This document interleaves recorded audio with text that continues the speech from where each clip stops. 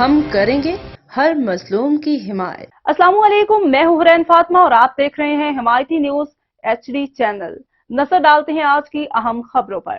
तेज रफ्तार car out of control होने की वजह से कार खंबे में जा लगी, ताहम कोई जानी नुकसान नहीं हुआ। खंबे में गाड़ी लगने की वजह से मोटरसाइकिल सवार बच गया। वाकया न्यू कराची सोराब कोट पर पेश आया। किसने मारा? कौन सी गाड़ी ने? इसने ऐसे ही घुमाया है, खंबे में लगी है। खंबे में लगी गाड़ी? हाँ, अचानक इसने टर्न किया है ना, ऐसे यू टर्न किया? टर्न किया खंबे में।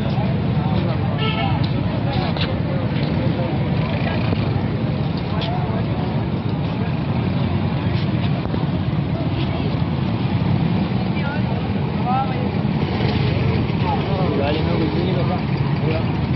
वो बाइक भी खड़ी है ना, ये